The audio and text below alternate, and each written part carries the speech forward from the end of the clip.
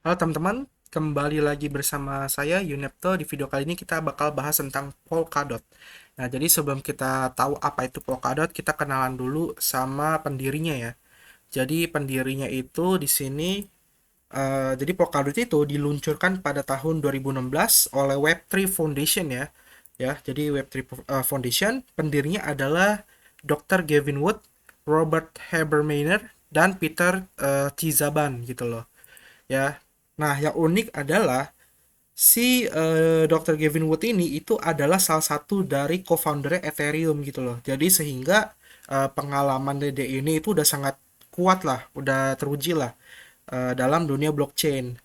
Nah, saat ini Polkadot atau dengan tokennya itu DOT ya, itu total supply-nya itu sebesar 1,074 juta ya, 1,074 juta dengan sirkulasi supply-nya itu di angka 939 juta ya. Nah, lalu apa itu Polkadot gitu loh. Jadi Polkadot ini itu merupakan sebuah blockchain ya. Dia ini adalah sebuah blockchain dengan sistem interoperabilitas ya. Jadi dia ini dengan sistem interoperabilitas yang artinya apa? Artinya itu dia bisa terhubung dengan berbagai blockchain lainnya. Nah, fokusnya Polkadot ini adalah dia ini sebagai pemelihara komunikasi, pengirim nilai, dan penggabung keamanan dari berbagai blockchain. Jadi Polkadot ini memungkinkan blockchain dapat beroperasi satu sama lainnya secara sejajar dengan mempersatukan semua blockchain dalam satu jaringan yang disebut dengan parachain. Nah, menurut timnya Polkadot sendiri, Polkadot adalah sebuah proyek dari developer ya. Jadi Polkadot ini proyek dari developer untuk developer karena tujuannya adalah untuk menghubungkan berbagai blockchain dari publik maupun privat, lalu Oracle, dApps atau decentralized apps dan berbagai layanan lainnya seperti DeFi dan kawan-kawannya agar dapat berjalan dengan cepat, aman dan berdampingan. Sehingga Polkadot memfasilitasi berbagai blockchain yang berbeda-beda untuk menjadi sama, yaitu internetnya Web3 yang tunggal. Polkadot juga bisa di-upgrade otomatis tanpa harus melakukan soft atau hard fork dalam melakukan implementasi fitur baru atau menghilangkan bugs. Oke. Nah, di sini fungsi dot token itu apa sih sebenarnya ya? Jadi pada dasarnya fungsi dot token sendiri itu ada tiga. Yang pertama itu fungsi sebagai governance ya, atau para pemegangnya itu dapat berpartisipasi untuk melakukan voting dalam perubahan-perubahan yang terjadi dalam ekosistemnya Polkadot. Sebagai contohnya apa? Seperti mengatur biaya transaksi, pelelangan, atau jadwal penambahan para chain. Para pemegang token DOT pun dapat memberikan pengaruh atas upgrade, perbaikan bug, dan juga pemeliharaan sistem dalam jaringan ekosistemnya si Polkadot. Nah, lalu fitur kedua apa? Fitur kedua itu adalah staking, ya. Nah, karena dia Polkadot ini menggunakan sistem konsensusnya itu NPOS atau Nominated Proof of Stake sebagai algoritma pengesahannya dalam validasi, maka setiap transaksi yang terjadi dalam ekosistem Polkadot kan pasti butuh validator ya. Nah, maka kita bisa melakukan staking kepada para validator tersebut sehingga apa? Sehingga dengan para validator ini mempunyai token DOT yang banyak dan besar, maka kecepatan dia dalam memvalidasi akan lebih cepat selesai. Semakin cepat selesai dia memvalidasi, dia bisa memvalidasi lebih banyak transaksi, otomatis dia akan mendapatkan reward yang lebih. Sehingga kita para pemberi peminjam token DOT akan diberikan reward berupa bunga seperti itu. Nah, lalu fitur yang ketiga adalah bonding. Fitur ini itu pengguna token ya. Jadi fitur pengguna token terakhir ini merupakan proses mengikatkan dot token kita untuk menambahkan para chain baru. Jadi dia ini kurang lebih mirip dengan proof of stake-nya si staking ini. Namun fungsinya adalah untuk menambahkan para chain yang baru seperti itu. Nah, lalu next, kira-kira teknologi apa nih yang ditawarkan oleh Polkadot sendiri? Nah, yang pertama itu dia menawarkan relay chain ya. Jadi relay chain ini di mana Polkadot itu menjadi pusat atau hati ya. Jadi pusat atau hati dari seluruh jaringan blockchain lainnya. Jadi dari berbagai blockchain itu akan menjadikan Polkadot sebagai pusatnya seperti itu. Lalu yang kedua adalah parachain tadi. Parachain itu mempersatukan semua blockchain dari blockchain Ethereum, Binance Smart Chain, dan lain-lainnya ya, menjadi satu blockchain dengan satu jaringan seperti itu. Ya, dia akan mempersatukan seluruh jaringan. Nah, fungsinya apa? Fungsinya supaya transaksinya lebih cepat, lebih stabil, dan keamanan lebih terjaga.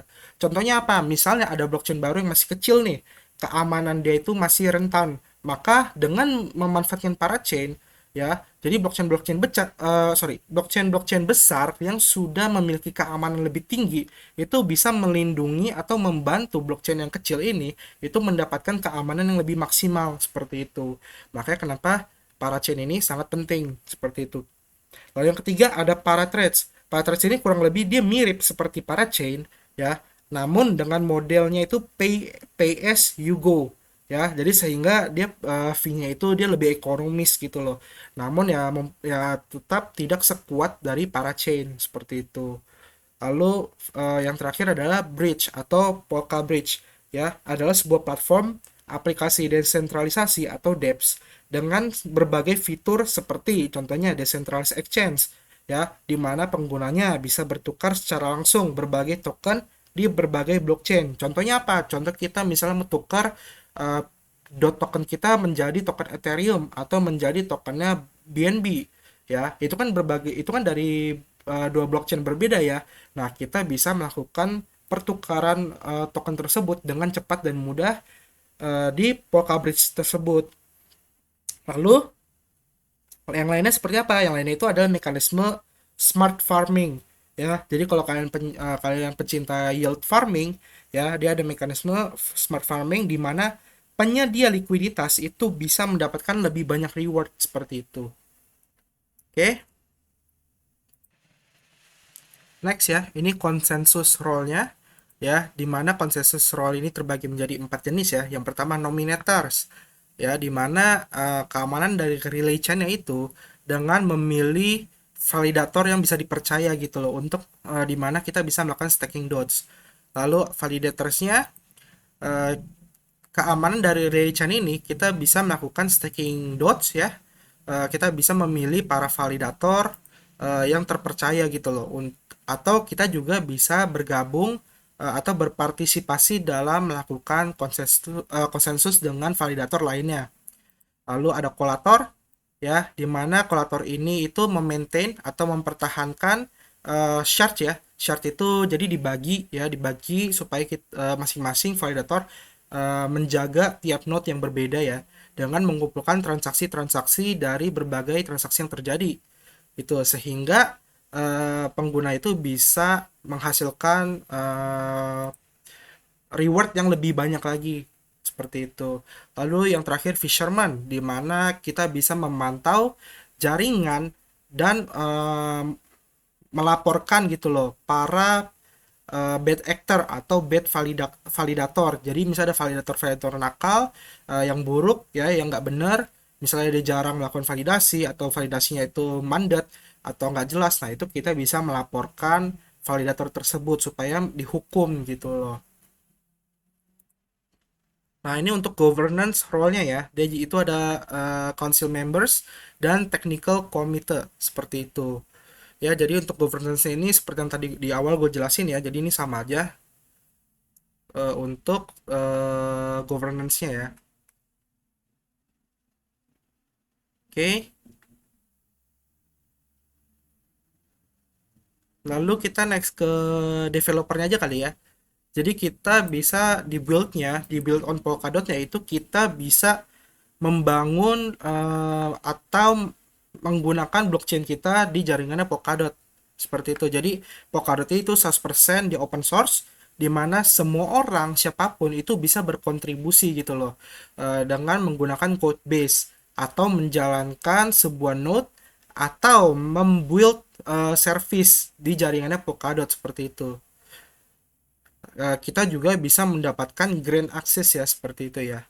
Nah, kalau kalian ke tabnya build-nya ini, dia ini memberikan kita itu banyak keuntungan untuk para developer ya, seperti native Polkadot compatibility ya.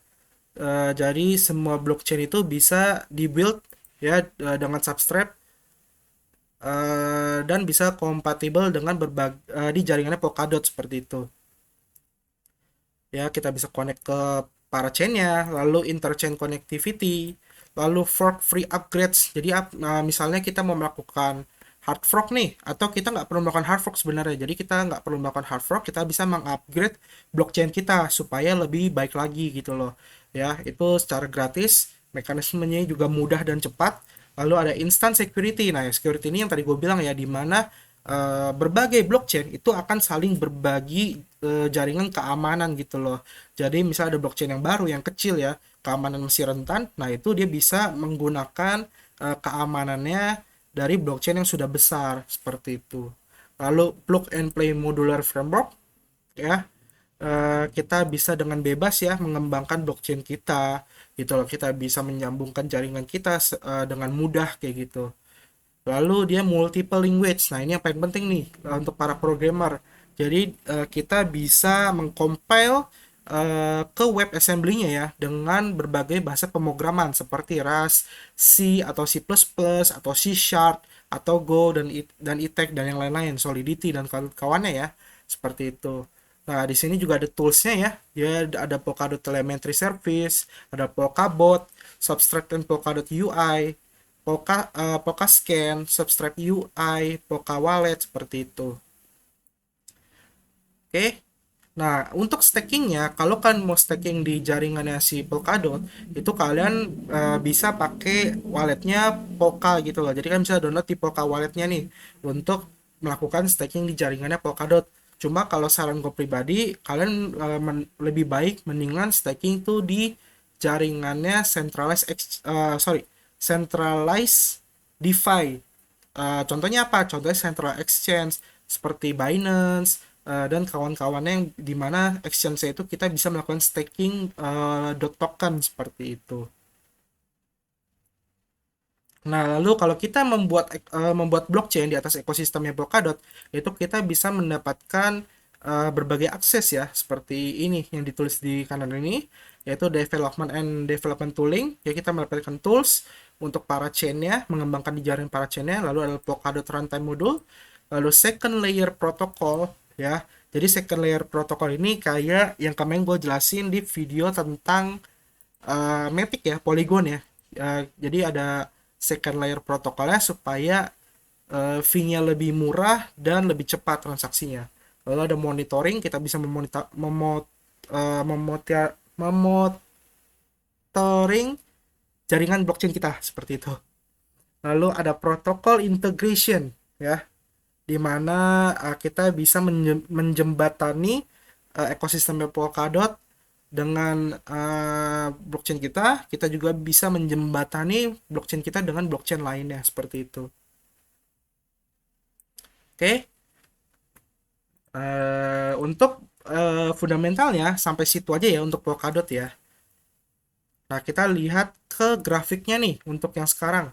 Polkadot ini saat ini berada di rank 8 ya. Dia saat ini berada di rank 8 untuk maksimal supply tadi gue disebutkan di awal video ya. Karena kemarin sempat crash ya, tanggal 19 bulan 5 itu market crypto itu lagi crash ya. Jadi saat ini penurunannya lumayan drastis sih untuk Polkadot ini. Jadi kalau kalian lihat ya, kita ambil di time frame 1 bulan ya. Nah, Polkadot ini selalu mengalami kenaikan yang koreksi yang sehat gitu loh. Dia kalau turun ya koreksi lalu sideways lalu dia mulai naik lagi secara perlahan-lahan gitu loh. Dia memang nggak seperti koin-koin kecil lainnya di mana kenaikannya itu sangat signifikan ya, bisa ribuan persen, bisa ratusan persen. Namun Polkadot ini kenaikannya itu dia secara bertahap seperti itu. Kalau kalian lihat di grafiknya, nah kayak gini ya, dia dari awal Januari 2021 ya, itu dia mulai mengalami kenaikan secara pelan-pelan, secara bertahap gitu loh. Jadi saat ini lagi turun itu karena memang market lagi crash kemarin. Jadi ini sangat wajar ya, karena semua token, semua koin itu mengalami penurunan. Namun kalau nggak terjadi market crash, gue yakin Polkadot ini tetap akan melakukan peningkatan harga atau kenaikan harga secara perlahan-lahan seperti itu. Jadi Polkadot ini sangat cocok untuk investasi jangka panjang gitu. Selain itu kalian juga bisa melakukan staking untuk mendapatkan token DOT lebih banyak lagi seperti itu. Jadi kayak gitu aja sih untuk analisa grafiknya ya. Kalau mau bilang dari segi fundamental gitu. Jadi ini kenaikannya bukan karena pump and dump, tapi memang karena ekosistemnya seperti itu. Oke, sampai sini ya videonya. Kalau kalian ada pertanyaan, kritik, saran bisa tuliskan di komentar ya.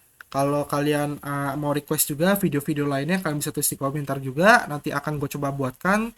Kalau memang gue waktunya ada. Lalu kalau kalian pengen ngobrol-ngobrol bareng gue, membahas berbagai eh, berbagai fundamental ya atau proyek-proyek ya, itu kalian bisa join aja di komunitas Discord gue ya. Jadi kalian tinggal cek aja di deskripsi, itu ada link ke komunitas Discord gue itu. Jadi di situ gue nggak akan memberikan sinyal atau memberikan kalian harus beli ini, kalian harus beli itu ya. Gue nggak akan memberikan sinyal, namun di situ gue pengen kita bisa diskusi bareng-bareng kayak gitu, supaya kita bisa belajar dan berkembang bersama-sama. Oke, sampai sini videonya. Kita ketemu lagi next video. Jangan lupa pencet tombol like, subscribe juga karena gratis ya. Terus dukung channel ini. Kita ketemu lagi next video. Bye bye.